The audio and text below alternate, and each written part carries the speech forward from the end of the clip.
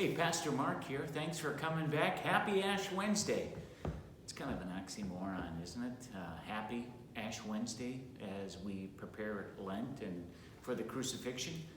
But as you know, Ash Wednesday is when we have communion and the imposition of ashes.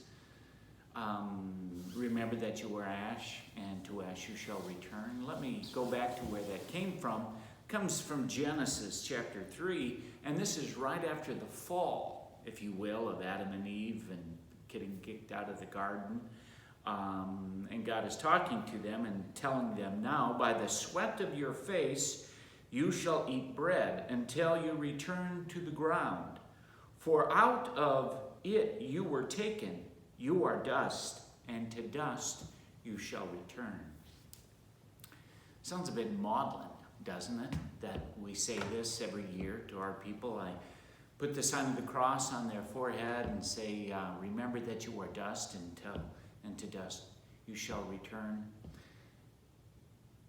And even as a pastor, it does sound a bit maudlin until a couple of years ago, it really struck me. There was a friend of mine, college roommates. There were four of us, and for 40 years we've all been together. And it was Big Lair, Spark, Roomy, and O.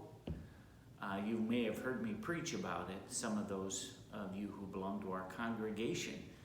Well, a number of years ago, Spark, kind of the leader of the pack, got pancreatic cancer and passed away right at this time, just before Ash Wednesday, a couple of years ago, a number of years ago.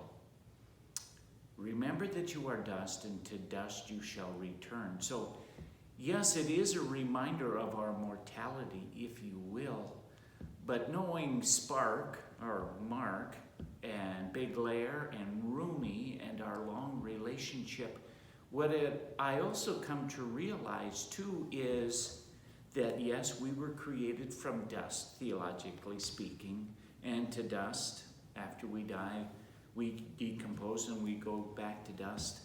But this saying that we say on Ash Wednesday, remember that you are dust, and to dust you shall return. It's a reminder to live life to the fullest right where you are right now. Because life is finite.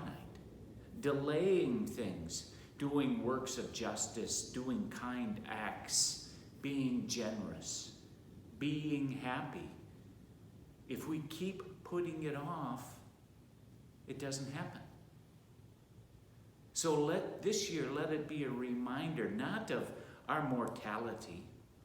And believe me, as a pastor, many of the seniors that I say these words to are comforting words. It's only when we're younger that they're, kind of disconcerting. They're actually words of comfort, because the longer you live, the longer you realize we are in the moment. Live now. So that's what I'd like you to remember on this Ash Wednesday. To live in this moment. And yes, that we are dust, but we are blessed dust, because we were created in God's image.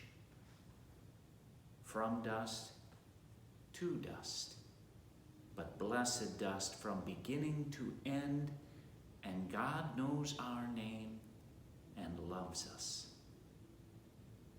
So let's do good acts of mercy and kindness and justice now, in the present. And we will be happier and take comfort in the fact that we have a God who loves us and knows us deeply from before we were even dust and after we are even dust again, who loves us eternally. We're not together physically, but we are spiritually, and that will see us through. Take good care.